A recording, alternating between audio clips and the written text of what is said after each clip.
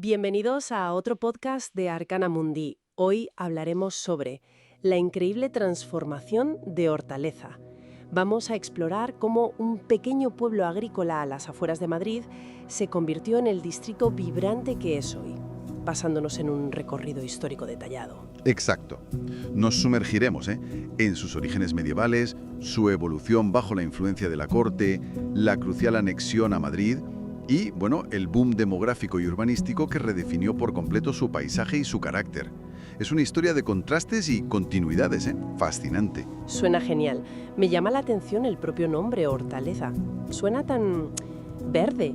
¿Qué nos cuentan las fuentes sobre de dónde viene? Pues no vas desencaminada, El nombre parece derivar directamente de las hortalizas. Ah, claro. Sí, las que se cultivaban abundantemente en sus tierras fértiles, regadas por arroyos como el Valdebebas. Ya desde el siglo XIII, fíjate, principalmente para abastecer a la creciente villa de Madrid.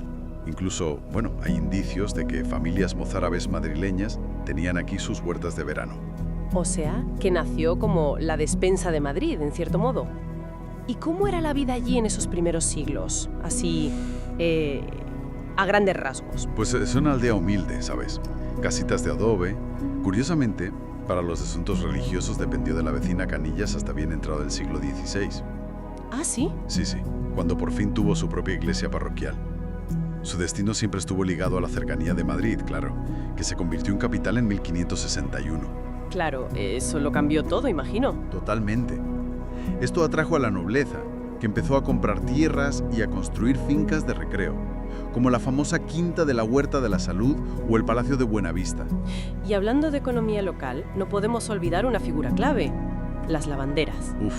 Fundamental. Me cuesta imaginar el ir y venir a Madrid cargando con la colada. Vaya trabajado. Fue un oficio importantísimo durante siglos, un pilar económico junto a la agricultura tradicional. Producían un trigo excelente, incluso premiado. ¡Anda! Y un vino moscatel muy popular en la capital, el Garnacho de Hortaleza. Garnacho de Hortaleza, me suena. El trabajo de las lavanderas era tan esencial que en 1931 se construyó un moderno lavadero municipal, que, por cierto, ha sido recuperado y aún podemos ver hoy. ¿Está ahí? Qué bueno que se conserven esas huellas. Avanzando un poco, ¿qué cambios trajeron los siglos XIX y XX antes de la gran explosión? Aunque seguía siendo eminentemente rural, ya se notaba la modernidad, poquito a poco. El diccionario de Madoz, a mediados del XIX, menciona un molino de chocolate. ¡Ostras! Un molino de chocolate. Sí, no todo eran verduras, Y un hito, aunque modesto, la llegada del agua corriente en 1914. Ajá. Pero, ojo, limitada a una única fuente pública para todo el pueblo. Imagínate. Madre mía, una fuente. Y la guerra civil también dejó su marca, claro. Estaba cerca del Frente Republicano, albergó el cuartel general de Líster, con las consiguientes penalidades, lógicamente. Y entonces llega 1950, la fecha clave, la anexión a Madrid. Siendo un pueblo tan pequeño, con esos 1.500 habitantes que decías, ¿cómo se vivió ese paso? ¿Fue buscado o más bien una absorción? Pues fue una decisión administrativa, digamos enmarcada en un plan más amplio para gestionar el enorme crecimiento de Madrid y el problema del chabolismo de la posguerra, claro, alimentado por la inmigración rural. Entiendo. Hortaleza, con apenas 1.500 habitantes, fue el más pequeño de los 13 municipios anexionados ese año. La anexión abrió la puerta a la creación de los poblados de absorción. Para realojar a la gente de las chabolas, ¿no? Eso es, como Manoteras o Canillas. Y poco después, la famosa UVA de Hortaleza, la Unidad Vecinal de Absorción. La UVA. Siempre me ha fascinado esa historia. Un proyecto de Fernando Higueras que ganó premios por su diseño humano, ¿verdad? Sí, tuvo reconocimiento internacional. Pero que nació como provisional y, tardó décadas en completarse el realojo.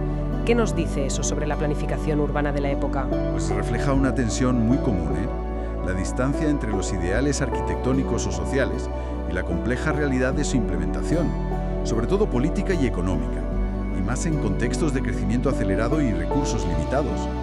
Mientras se desarrollaba la UVA, también surgieron zonas residenciales de mucho mayor poder adquisitivo, como el Parque Conde de Orgaz, mostrando ya esa heterogeneidad que define al distrito hoy. Claro, ese crecimiento tan rápido y diverso tuvo que generar una nueva identidad, ¿no? Supongo que la gente que llegaba. Sin duda. Los años 70 y 80 fueron cruciales. Con la llegada masiva de nuevos vecinos surgieron potentes movimientos vecinales que lucharon por servicios básicos, autobuses, ambulatorios, colegios, la llegada del metro. Esa lucha colectiva fue fundamental para crear comunidad, para sentirse de allí. Y de ahí, claro, la movida hortalina, con los porretas y su hortaleza, porros y cerveza, que se hizo mítico ese lema. Exacto. Fue una efervescencia cultural paralela a la del centro de Madrid, pero con su propio sello. Fiestas populares, autogestionadas, el certamen de rock Villa de Hortaleza. ¡Qué fuerte!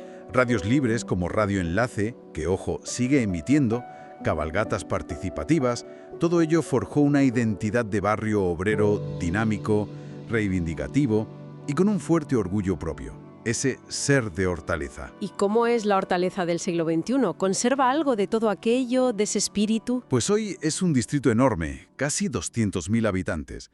Sigue creciendo con desarrollos como San Chinarro o Valdebebas. Sí, es verdad. Es muy diverso. Mezcla estas zonas nuevas con barrios más consolidados y el casco antiguo, que aún guarda un aire de pueblo, si te fijas.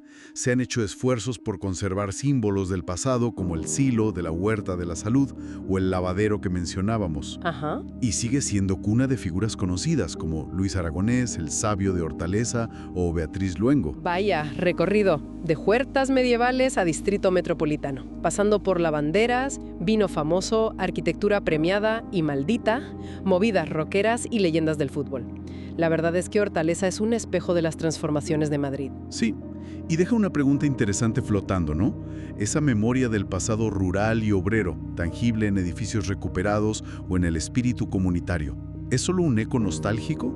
¿O sigue influyendo activamente en cómo se sienten y viven sus vecinos hoy, en plena metrópoli del siglo XXI? Es algo sobre lo que reflexionar. Buena pregunta para seguir pensando. Sugiere un tema en comentarios y no olvidéis suscribiros para más actualizaciones sobre este y otros temas.